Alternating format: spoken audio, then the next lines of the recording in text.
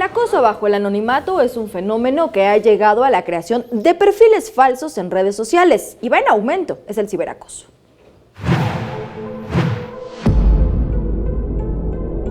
Este sujeto se hizo pasar por un adolescente de 16 años para robarse a una menor de 13 años a quien contactó a través de redes sociales. Por fortuna, en esta ocasión, el delincuente pudo ser detenido. Sin embargo, en la mayoría de los casos no es así. Y es que de acuerdo a México Internet, 80 millones de mexicanos están conectados, pero se estima que alrededor de 20 o 30% de las cuentas en redes sociales son falsas, lo que provoca fenómenos como el ciberacoso.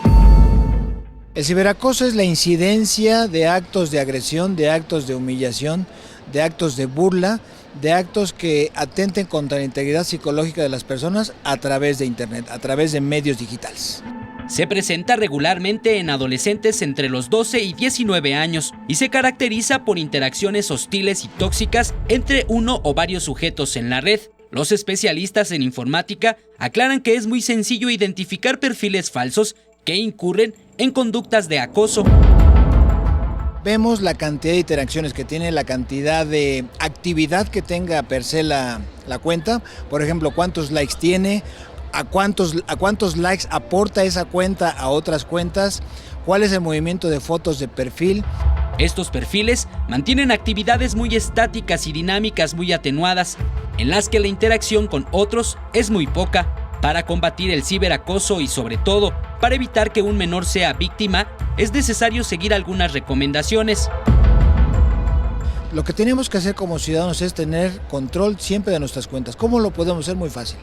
Cambiar la contraseña periódicamente, ¿sí?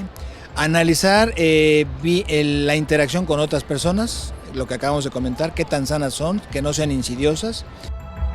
Si se encuentra un comportamiento anómalo en una cuenta que insiste en temáticas muy específicas, es importante denunciar a través de los controles de seguridad que las propias redes sociales contienen. Y lo más importante es evitar citas personales con la persona con quien se está interactuando virtualmente.